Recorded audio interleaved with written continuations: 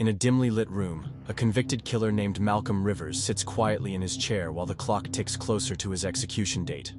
The fluorescent lights flicker occasionally, casting strange shadows on the wall. His psychiatrist, Dr. Malik, is going through the case files one last time when he makes a startling discovery that changes everything. Malcolm's personal journals were somehow misfiled with other evidence and were never shown during his trial.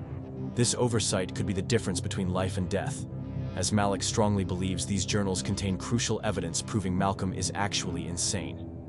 Meanwhile, on a particularly dark and stormy night in the middle of nowhere, Nevada, a group of strangers find themselves trapped at a remote motel. The rain is coming down so hard that the roads are completely flooded, making it impossible for anyone to leave without risking their lives.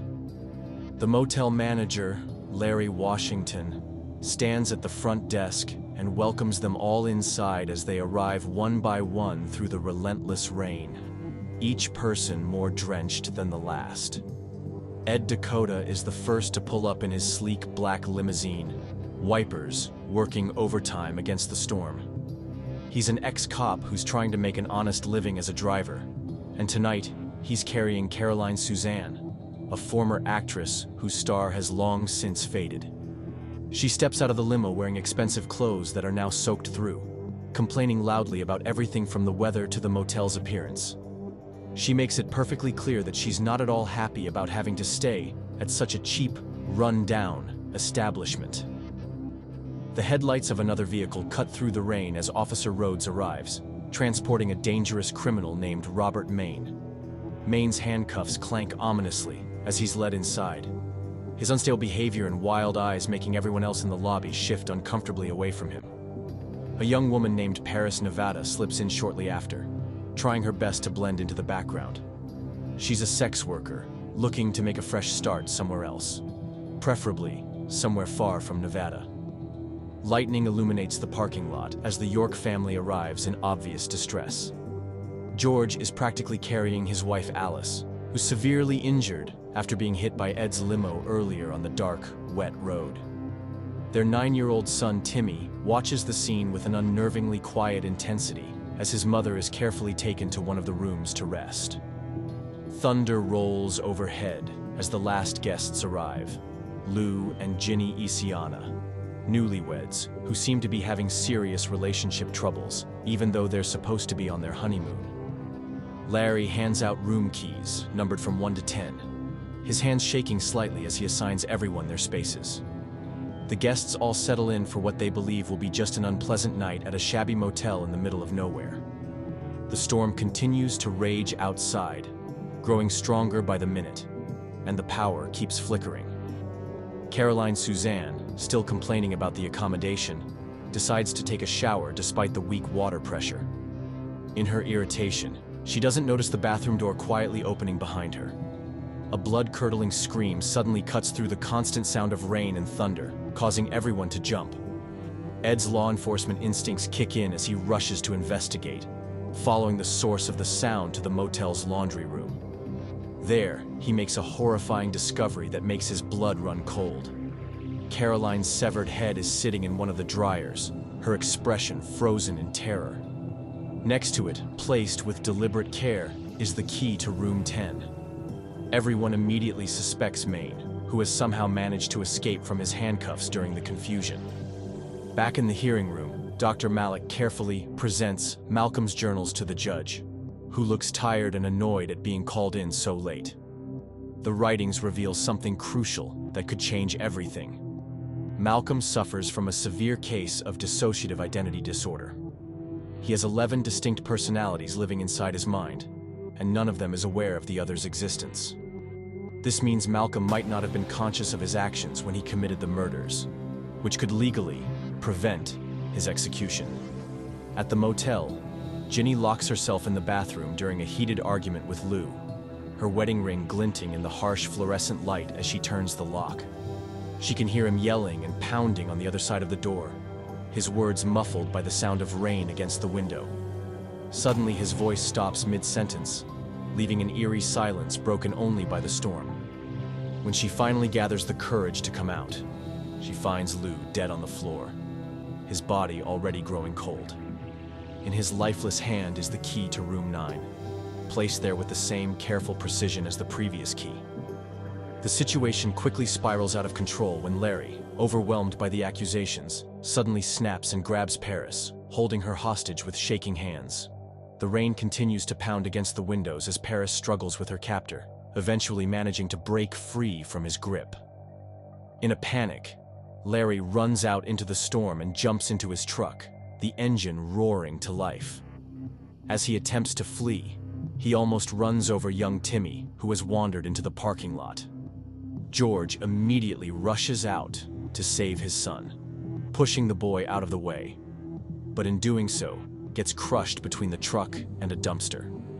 When they recover his body from the rain-soaked pavement, they find the key to room 7 tucked into his jacket pocket, continuing the killer's countdown. Rhodes takes control of the increasingly chaotic situation, his police training showing through as he ties Larry securely to a chair in the motel office. Lightning flashes outside as he orders everyone to stay put until morning, hoping they can survive the night. Larry, his clothes still dripping, desperately tries to convince Paris and Ed of his innocence by telling them his life story and how he ended up managing the motel. Something about his frightened sincerity makes them start to believe him. While the others keep watch, Ed goes to check on Alice, who hasn't left her bed since arriving at the motel. The room is quiet, except for the sound of rain when he discovers she's dead, apparently from the injuries she sustained earlier. The key to room 6 lies on her nightstand, placed there by the mysterious killer. Meanwhile, in Malcolm's hearing, Dr. Malik delves deeper into the complexities of treating dissociative identity disorder. The fluorescent lights hum overhead as he explains a crucial detail about the treatment process: integration, the challenging task of making all personalities aware of each other's existence. As he speaks, Malcolm is brought into the room in handcuffs, his expression confused and frightened as he tries to understand what's happening around him. Back at the storm-besieged motel, Ed makes a desperate attempt to save at least some of the survivors. He tells Ginny to take Timmy and escape in one of the cars parked outside. The rain has finally started to let up slightly as they make their way across the parking lot. But just as they approach the vehicle, it suddenly explodes in a massive fireball, the heat momentarily driving back the cold rain. The 4 remaining survivors, Ed, Rhodes, Paris, and Larry, make another shocking discovery that chills them to the bone. All the dead bodies have mysteriously vanished without leaving a trace. Paris, overwhelmed by the increasingly bizarre situation, starts to break down. Through her tears, she reveals a seemingly insignificant detail that turns out to be crucial. Today is her birthday, May 10th. This triggers a startling realization as they quickly confirm that everyone at the motel was born on May 10th, which is also Malcolm's birthday and the day he committed his terrible murders. Ed rushes to the motel office, water splashing under his feet, and starts frantically checking everyone's IDs. He notices another strange pattern that can't be a coincidence. They're all named after states. As this revelation hits him like a physical blow, he suddenly hears Dr. Malik's voice calling his name from nowhere. In an instant, Ed finds himself standing in the hearing room, completely confused about how he got there or what's happening. The truth is even more shocking than the murders. Dr. Malik explains that Ed is actually one of Malcolm's many personalities. Nothing happening at the motel is real. It's all taking place inside Malcolm's fractured mind. The doctor's voice is grave as he tells Ed that one of Malcolm's personalities is responsible for the original murders, and Ed needs to return to the motel setting to eliminate this killer personality. The stakes couldn't be higher. If he succeeds, Malcolm's life might be spared. But if he fails, all the personalities will cease to exist when Malcolm is executed. The weight of this responsibility settles heavily on Ed's shoulders as he prepares to return to the nightmare at the motel. Ed returns to the rain-soaked motel with his newfound understanding of the situation, seeing everything through different eyes now. Meanwhile, Paris is investigating on her own. the storm finally beginning to die down outside. In Rhodes's police car, she makes a disturbing discovery that changes everything. There are prisoner transport files for both Maine and Rhodes themselves. Her hands shake as she realizes the truth.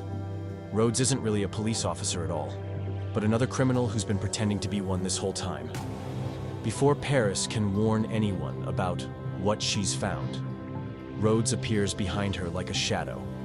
He attacks her with the desperate violence of a man who knows his secret is exposed. Larry, hearing the commotion, tries to come to her rescue but pays the ultimate price for his bravery. Rhodes shoots him dead without hesitation, the gunshot echoing through the now quiet night. Ed, hearing the shot and seeing Larry's body, becomes convinced that Rhodes must be the murderous personality they've been looking for all along. The two men face off in what they both know will be their final confrontation. In the ensuing chaos, they both fire their weapons, the muzzle flashes briefly illuminating the dark motel grounds. Both shots find their marks, and both men fall, fatally wounded. As their lives slip away, Paris stands alone at the motel, the sole survivor of this nightmare. Back in the fluorescent-lit hearing room, the judge appears convinced by this dramatic outcome. Since the homicidal personality seems to have been eliminated along with Rhodes, he makes his decision. Malcolm's execution will be stayed, and instead, he'll be sent to a mental institution under Dr. Malik's professional care. Everyone in the room believes the crisis has been resolved, but there's one final, terrible twist waiting to be revealed. Within Malcolm's mind, Paris has survived and escaped the nightmare of the motel. She's moved to her hometown of Frostproof, Florida, where she's starting a new life working in a peaceful orange grove. The sun shines brightly as she tends to the trees, a stark contrast to that dark and stormy night. One day, while working among the citrus trees, her trowel hits something metallic buried in the dirt. She digs it up, and her blood runs cold. It's the key to room 1, the final key in the sequence. Before she can process what this means, she feels a presence behind her. Turning around, she finds Timmy standing there, his innocent face masking something terrifying. The horrible truth finally comes to light. Timmy, the quiet 9-year-old boy, was the killer all along. This childlike personality is actually Malcolm's most violent and dangerous aspect, and he orchestrated all the deaths at the motel with careful precision. He even cleverly faked his own death in the car explosion to avoid suspicion, playing the role of an innocent victim while systematically eliminating the other personalities. Before Paris can even scream, Timmy strikes, killing her and completing his master plan to eliminate all the other personalities. In the real world, Malcolm is being transported to the mental institution in a secure van driving through the night. But now, Timmy is his only remaining personality, and the boy's violent nature has complete control. Without warning, Malcolm's hands shoot out, grabbing Dr. Malik and beginning to strangle him. The transport van swerves wildly as the driver tries to respond to the chaos in the back. The vehicle comes to a sudden stop on the dark road, and in those final moments, Timmy's childish voice can be heard reciting the haunting poem, Antigonish, by William Hughes Mearns, one last time, the words echoing in the night air. If you enjoyed this video, don't forget to like and subscribe to our channel for more amazing content. Hit the bell icon to stay updated on our latest uploads.